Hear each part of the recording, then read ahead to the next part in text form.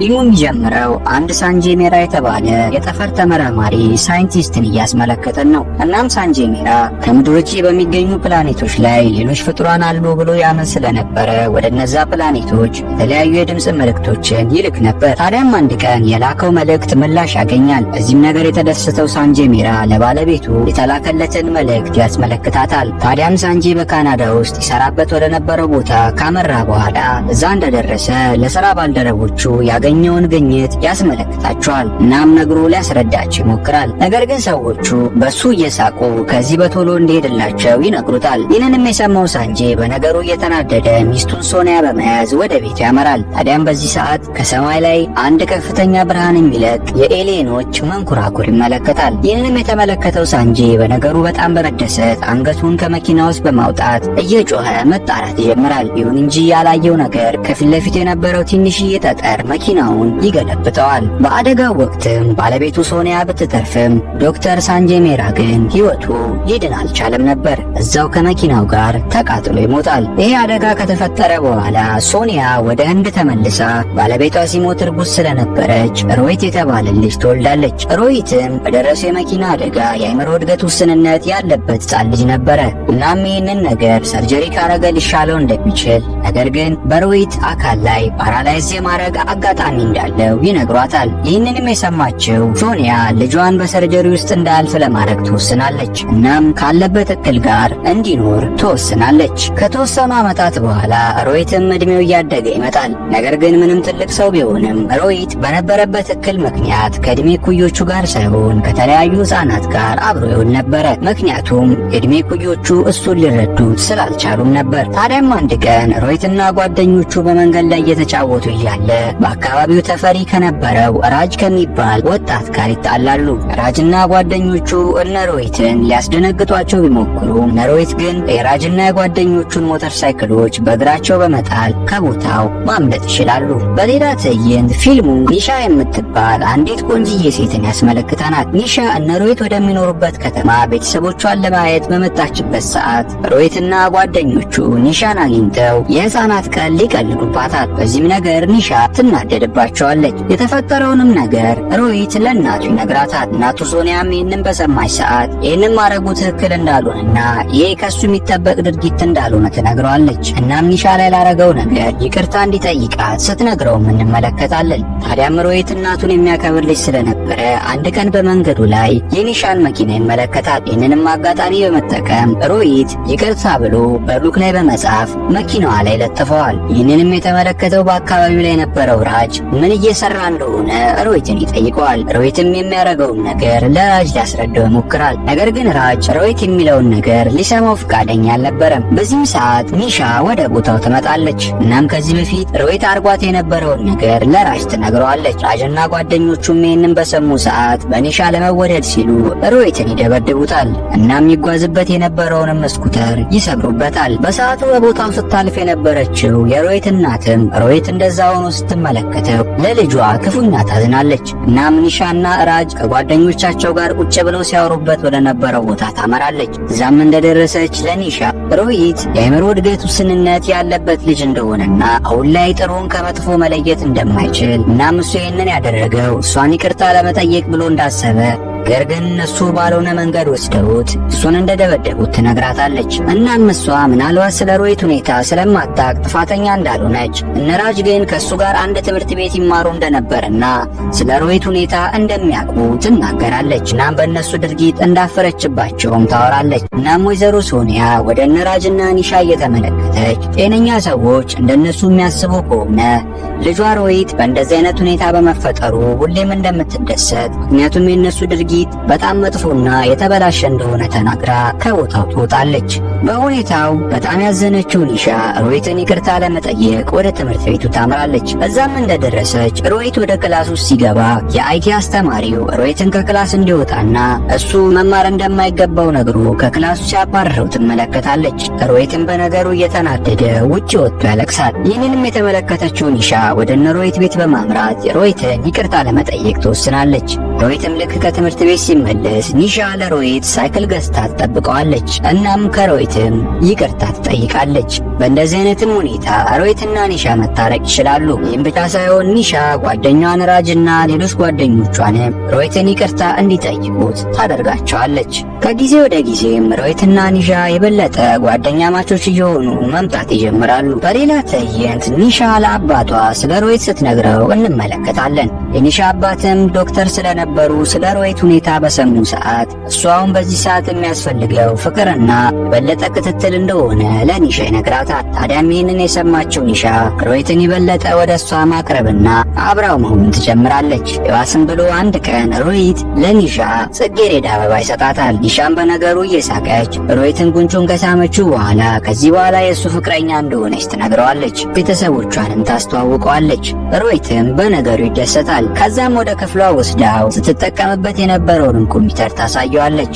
ሮሂትም ይህንን ባየ ሰዓት እሱም ቤቱ አባቱ ይጠቀምበት የነበረ የድሮ ኮምፒውተር እንዳለ ይነግራታል። ከዛም ከኒሻ ጋር ተያይዘው ኮምፒውተሩን ለማስተካከል ወደ ሮሂት ቤት ያመራሉ። ከዛም ሮሂትና ኒሻ የሮሂትን አባት ኮምፒውተር መነካካት ይጀምራሉ። እነሱ ግን ያላወቁት ነገር በድጋሚ ለኤሊየኖቹ መልእክት እየላኩ እንደነበረ ነው። በቀጣይ ቀን ጠዋት ላይ ሮሂትና ኒሻ ራጅ ይጫወትበት ወደ ነበረው የባስኬትቦል ውድድር ያመራሉ። ይህንንም የተመለከተው ሮሂት ኒሻ በባስኬትቦል ውድድሩ በጣም በመደሰቷ እሱም ልክ እንደ ራጅ ባስኬትቦል ተጫዋች ለመሆን ይወስናል። እናም ልምምድ ለማድረግ በማታ ወደ አንድ መለማመጫ ቦታ ያመራል። በዚህ ሰዓትም ራጅና ጓደኞቹ ወደ ቦታው ይመጣሉ። እናም ሮሂትን እናለማምድ ሲሉ ይጠይቁታል። ሮሂትም የዋ ስለነበረ እነሱ ያሉትን በማመን እንዲያለማምዱት ፈቃደኛ ይሆናል። ነገር ግን ራጅና ጓደኞቹ እንደለመዱት ሮሂትን ማሰቃየትና መደብደብ ይጀምራሉ። እናም ራጅ ሮሂትን ከዚህ በኋላ ኒሻን እንዳያያት አስጠንቅቆት ከቦታው ይሄዳሉ። በዚህም ሁኔታ የተናደደው ሮሂት ወደ ቤቱ በገባ ሰዓት አምላኩን እንዴት እንደዚህ አርገህ ትፈጥረኛለህ ሲል መበሳጨትና ማማረር ይጀምራል። ታዲያም በዚህ ሰዓት ሮሂት የአባቱን ኮምፒውተር አስቀምጦበት ከነበረው ቦታ አንድ ድምጽ ይሰማል። ድምጹንም የሰማው ሮሂት በነገሩ በመደናገጥ የአባቱን ኮምፒውተር በድጋሚ ለመነካካት ወደ አስቀመጠበት ቦታ ያመራል። እዛም ደርሶ ልክ አባቱ ሲያደርገው እንደነበረው ለኤሊየኖቹ ኪቦርዱን በመጠቀም መልእክት መላክ ይጀምራል። ታዲያም በዚህ ሰዓት የሮሂት እናት ደርሳበት በሚያደርገው ነገር በጣም ተናዳበት ሮሂትን በጥፊ ትመታዋለች። እናም አሁንና የሚያደርገውን ነገር ትቶ ገብቶ እንዲተኛ ትነግረዋለች። ታዲያም ሳይታሰብ በዚህ ሰዓት በከተማው ላይ የነበረው መብራት በሙሉ ይቋረጣል። እናም ትልቅዬ የኤሊየን መንኮራኩር በሰፈሩ ውስጥ ይመጣና ሰፈሩን ይሞላዋል። ለትንሽ ጊዜ መንኮራኩሩ ከቆየ በኋላ ተመልሶ ወደ መጣበት ይመለሳል። ይህም ነገር ታዲያ በአካባቢው በነበሩት መገናኛ ብዙሃን ከፍተኛ ሽፋንን ሲያገኝ ፊልም ያስመለክተናል። በቀጣይ ቀን ጠዋት ላይ የተለያዩ ፖሊሶች ስለ ሁኔታው ለማጣራት ወደ ከተማዋ ሲመጡ እንመለከታቸዋለን። እናም መንኮራኩሩ አርፎበታል የተባለውን ቦታ ማጣራትና መመርመር ይጀምራሉ። ነገር ግን በቦታው ላይ ምንም ነገር ስላላገኙ ኬዙን ዘግተው ለመሄድ ይወስናሉ።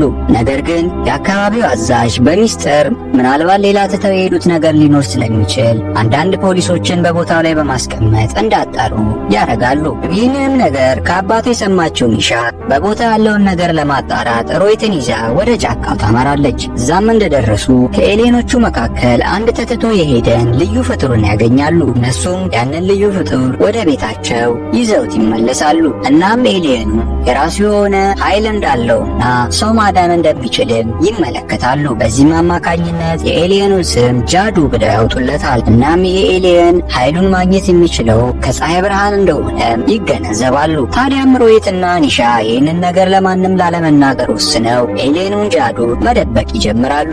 ነገር ግን ምንም ያህል ለመደበቅ ቢሞክሩ የሮሂት ጓደኛ የነበሩት ትናንሽ ህፃናቶች የጃዱን መኖር ያውቁባቸዋል። እናም እነሱ ምንም ማድረግ የሚችሉት ነገር ስላልነበረ ሮሂትና ኒሻ ጃዱን ለሮሂት ጓደኞች ያስተዋውቋቸዋል። በተመሳሳይ ትዕይንት ራጅ ኒሻና ሮሂት በመቀራረባቸው አንዳንድ ያልሆኑ ነገሮች ወደ ጭንቅላት ውስጥ መግባት ይጀምራሉ።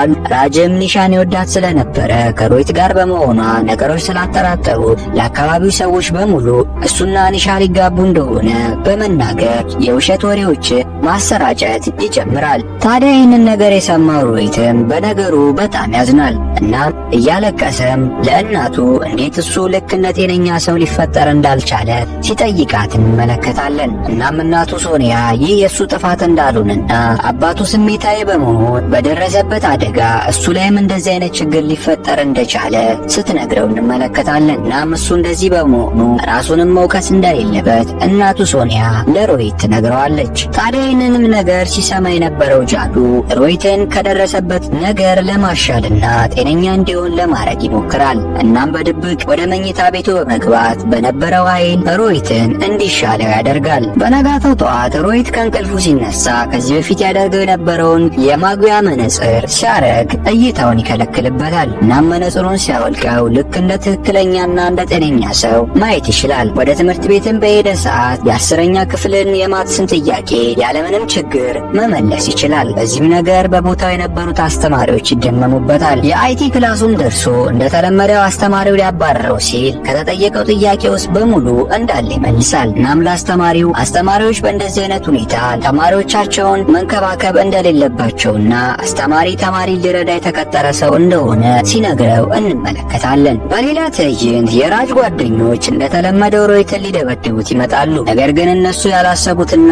ያልጠበቁት ነገር ይፈጠራል። በተቃራኒው ሮሂት እነሱን በመደብደብ ራሳቸውን እንዲስቱ ማድረግ ይችላል። እናም ሮሂት በተፈጠረውና እየሆነ ባለው ነገር በጣም ይደሰታል። እናም ሮሂት ባጋጠመውና በተፈጠረው ነገር ደስ እያለ ወደ ቤት ከሄደ በኋላ ለጃዱ የተፈጠረውን ነገር በሙሉ ይነግረዋል። እናም ላረገለት ነገር አመስግኖ ያቅፈዋል። በዚህም ሰዓት እናቱ ሶኒያ ወደ ውስጥ ትገባበታለች። እናም ኤሌኑን በተመለከተች ሰዓት በጣም ትደነግጣለች። ወደ አቅራቢያ ወደሚገኝ ፖሊስ ጣቢያ ልትደውል ስትልም የትምህርት ቤቱ ዳይሬክተር ሮሂት ከፍተኛ ውጤት እንዳመጣና በለውጡ በጣም እንደተገረሙ እና በትምህርት ቤታቸው እንዲቀጥል እንደሚፈልጉ ሲነግሯት ፊልሙ ያስመለክተናል። ሮሂትም ለእናቱ ይህ ነገር እንዲሆን ያደረገው ጃዱ እንደሆነና እሱን ማመስገን እንዳለባቸው ይነግራታል። እናቱም ልጇ ስለተሻለውና ጤነኛ ሰው ስለሆነላት ነገሩ ተደስታ እሷም ልክ እንደ ሮሂት ጃዱን ታቅፈዋለች። በሌላ ትዕይንት ካህን የሚባል በሚስጥር የሚሰራ አንድ ፖሊስ በአካባቢው ላይ የነበሩትን የኤሊየን እንቅስቃሴዎች ለማጥናት ሲሞክር እንመለከተዋለን እና የተለያዩ ሳይንቲስቶችንም በማምጣት የኤሊየኖቹን ዱካ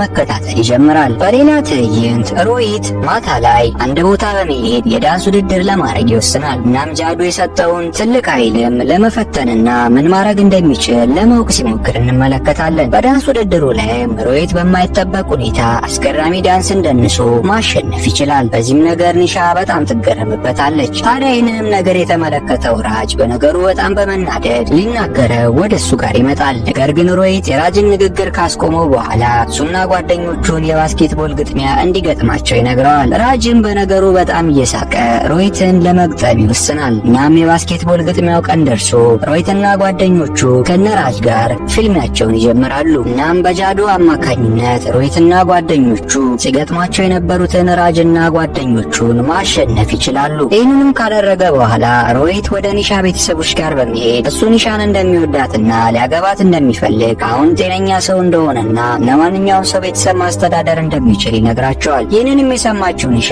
በነገሩ ትደናገጣለች። ከዛም ለብቻው ልታወራው ትወስደዋለች። ከዛም ሮሂት ለኒሻ ለቤተሰቦቿ ያላትን ነገር ይደግምላታል። ኒሻም ለሮሂት እሷም ልክ እንደሱ እንደምትወደው ትነግረዋለች። በሌላ ትዕይንት ጃዱን ከቤት ይዘውት ወጥተው የነበሩት የሮሂት ጓደኞች በነራጅ ሲባረሩ እንመለከታቸዋለን። እናም መንገድ ላይ ሳያስቡት የሮሂት ጓደኞች ጃዱን ይጥሉታል። ታዲያም ጃዱ በወደቀ ሰዓት በአካባቢው የነበረ አንድ ፖሊስ ጃዱን ይመለከተዋል። እናም ወዲያውኑ ለከፍተኛ አለቆቹ ያመለክታል። ወዲያውኑም ካህንና ተመራማሪ ቡድኑ ወድቆ የነበረውን ኤሊየን ከበው ከተሸፈነበት ቦታ እስኪወጣ ድረስ ይጠብቁታል። ነገር ግን ሳይታሰብ በቦታው ሮሂት በመምጣት ጃዱ የነበረበትን ቦርሳ በመያዝ ከቦታው ያመልጣል። በመንገዱ ላይም ሮሂትም ሳያስበው እነራጅ ይመጡበታል። ነገር ግን ሮሂት አሁን ጠንካራና ኃይለኛ ሰው ስለነበረ ነራጅን ደብድቦ በድጋሚ ጃዱን ይዞ ከቦታ ያመልጣል። በቤት እንደደረሰ እናቱ ሶኒያና ኒሻ ጃዱ አሁን ወደ ቤቱ መሄድ እንዳለበትና ከዚህ በፊት ልከውት የነበረውን መልእክት ለጓደኞቹ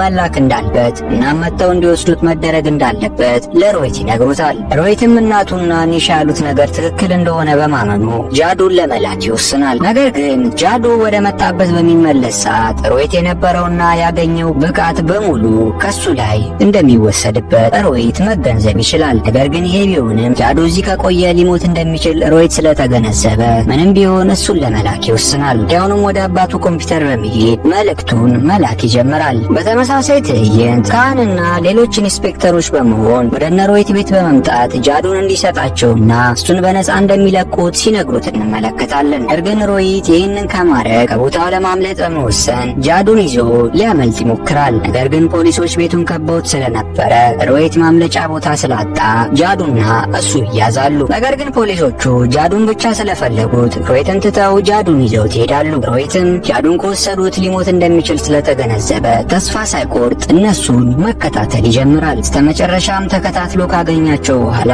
ጃዱን በድጋሚ ማስመለስ ይችላል። በተመሳሳይ ትዕይንትም ሮይት መልእክት ልኮላቸው የነበሩት የጃዱ ቤተሰቦችም ወደ ምድር ተመልሰው በመምጣት ጃዱን ከቦታው ይወስዱታል። ጃዱም ልክ ወደ መጣበት እንደተመለሰ ሮይት እዚህ በፊት ወደ ነበረበት የአእምሮ እድገት ውስንነት ይመለሳል። በቀጣይ ትዕይንት ሮይት ኤሌኑን ጃዱ እንዲያመልጥ በማድረጉ በአገሪቷ መንግስት በከፍተኛ ወንጀል ሲከሰስ እንመለከተዋለን። ነገር ግን ፍርድ ቤት እንደቀረበ ሮይት የአእምሮ እድገት ውስንነት እንደነበረበት የተረዳው ዳኛው ሮይትን በነፃ ለመልቀቅ ወስነው ከእስር ቤት እንዲቀር ያደርጉታል። እናም ሮይት ባደረገው ነገርም ልክ ከእስር እንደተለቀቀ አካባቢው ሰዎች ሲያደንቁትና ሲያመሰግኑት እንመለከታለን። በስተመጨረሻም ኒሻና ሮይት አብረው ሆነው አንድ ቀን ወክ እያደረጉ እያለ ኒሻ ለሮይት ምንም አሁን ያለበት ሁኔታ እሷን እንደማያስፈራትና ሁሌ እንደምትወደው ስትነግረው እንመለከታለን። ታዲያም በዚህ ሰዓት ከፊት ለፊታቸው ራጅ መጥቶ ሁለቱንም ያስቆማቸዋል። እናም ሮይትን እንደለመደው ሊያስቸግረው ሲሞክር ሮይት ከፊት ለፊቱ የነበረውን ባስኬትቦል በመጠለስ ራጅን ይመተዋል። ራጅም ራሱን ስቶ ይወድቃል። ከዛም ሮይት ጃዱ ከዚህ በፊት ሰጥቶት የነበረውን አቅም ሙሉ በሙሉ ትቶለት እንደሄደ መገንዘብ ይችላል። እንደዚህ አይነትም ሁኔታ ፊልሙ መቋጫውን ያገኛል።